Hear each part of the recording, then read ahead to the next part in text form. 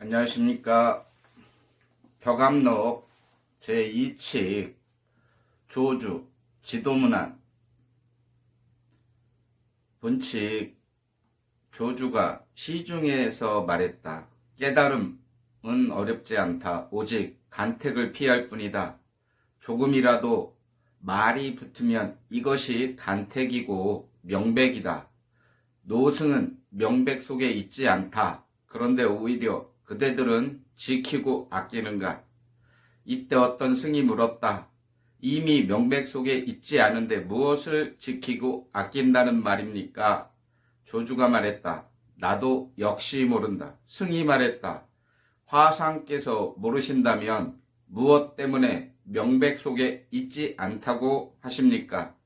조주가 말했다. 물어서 알았으면 저라고 불러가라.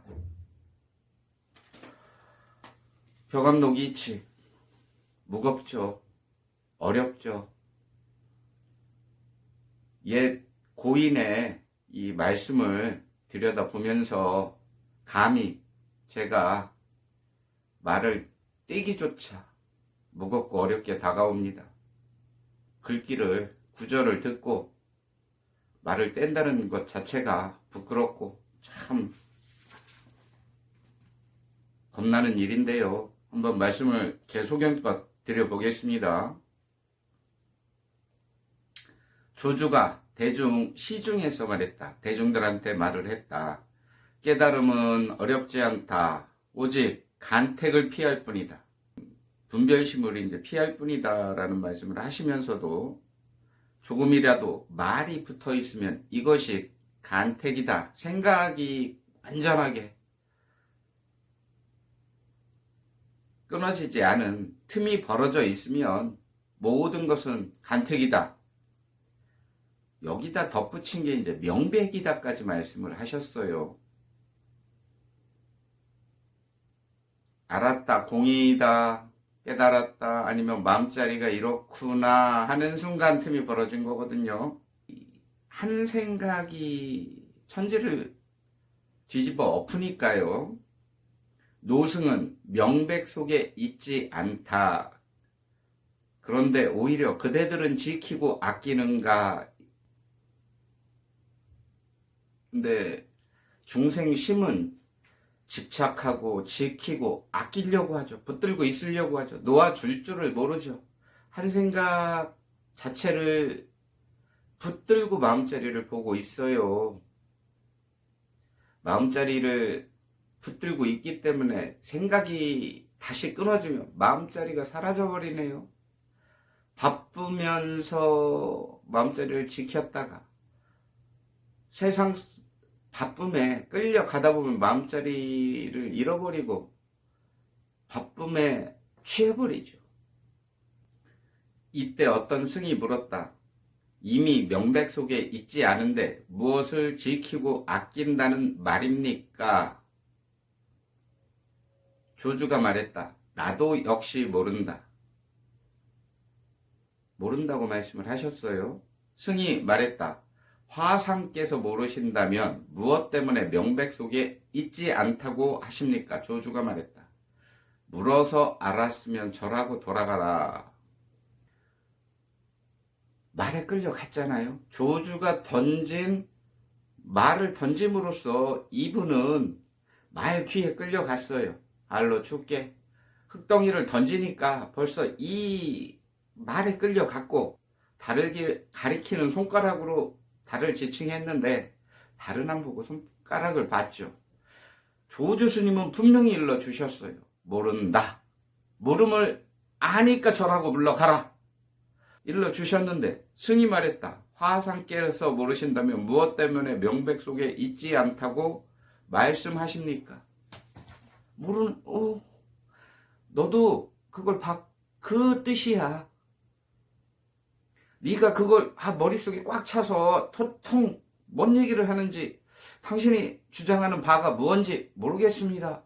조주 스님은 알았으면 저라고 물러가라. 쉬어라. 끝.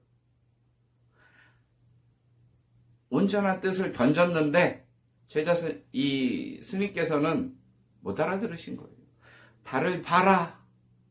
말귀를 못 알아들어서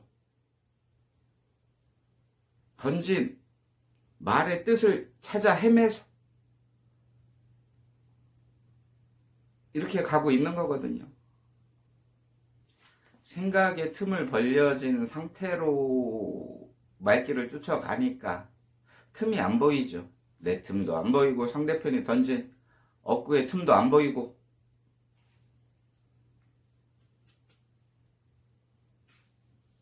조조스님은 분명히 일러주시잖아요. 나도 모른다. 몰라. 드러내줬죠. 보여줬죠. 봤죠.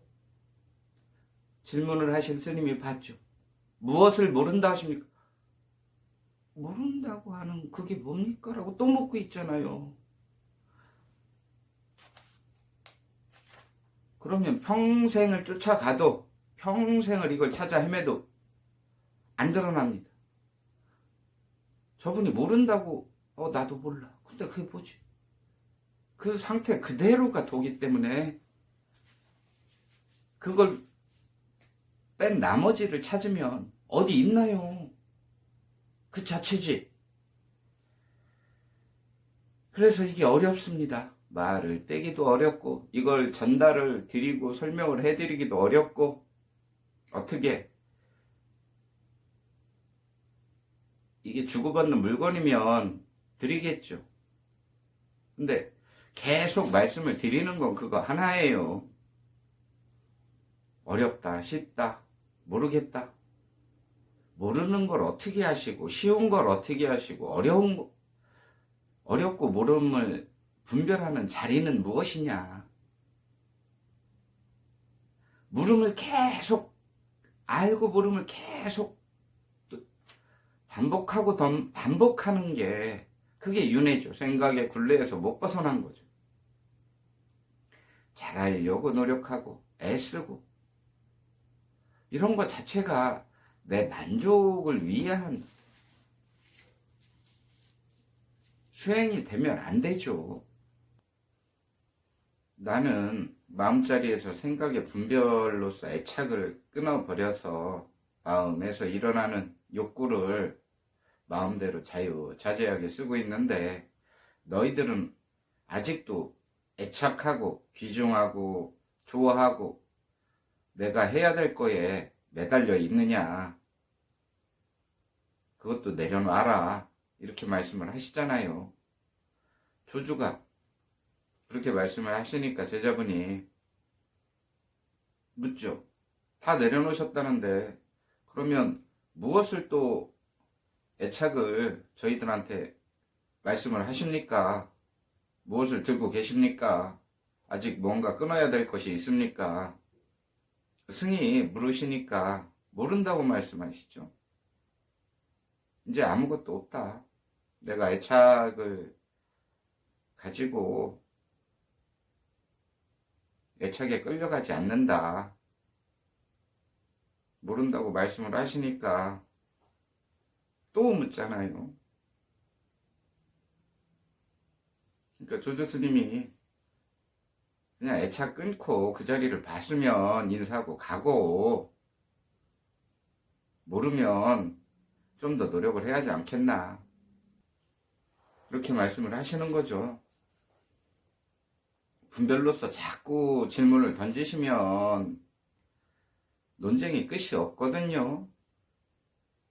생각으로서 자꾸 그걸 묻는 거잖아요. 없는 자리를 생각을 가지고 들이대니 두드려 팰 수도 없고 어떻게 내쫓을 수도 없으니 저라고 물러가라. 다 그냥 눈앞에서 보여주시고 일러주시고 그 생각을 내려놓으면 한 자리만 내려놓으면 되잖아요. 생각으로 세운 기준 법은 내비두고 우리는 지금 마음 자리에서의 분별심을 떠난 마음 자리의 공부 하는 거니까요. 잘잘못을 논하고 뭐 이렇게 하면은 되고 이렇게 하면은 뭐 벌금이 얼마고 그걸 지나서 이렇게 하면 뭐 감옥을 가고 뭐 이런 세간에서의 법칙은 정해진 규칙이니까 그거는 100년이 지나면 또 새로운 법이 나오겠죠. 이 자리는 1000년 전이나 1000년 후나 세상이 시작될 태초부터 세상이 끝나는 날까지 변한 게 하나도 없고 똑같은 이치대로 흘러가는 게 법입니다.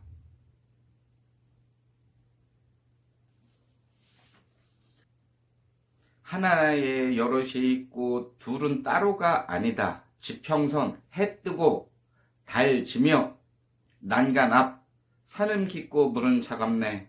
해골식이 다 했다면 기쁨은 어디에 머물까? 고목의 용음 사라졌어도 아직 마르지 않았네.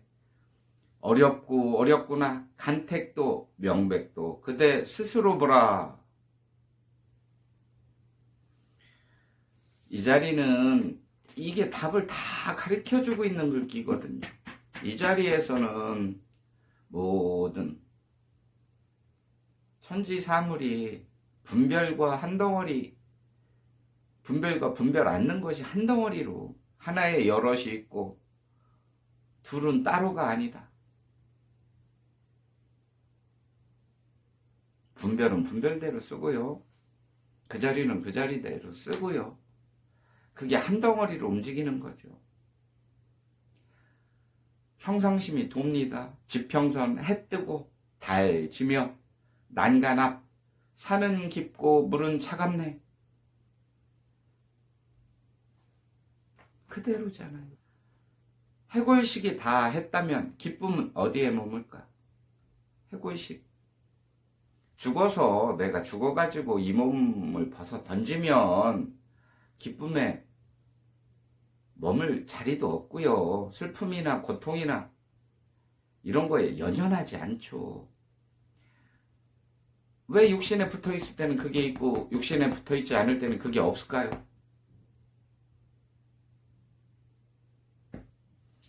고목의 용음 사라졌어도 아직 마르지 않았네.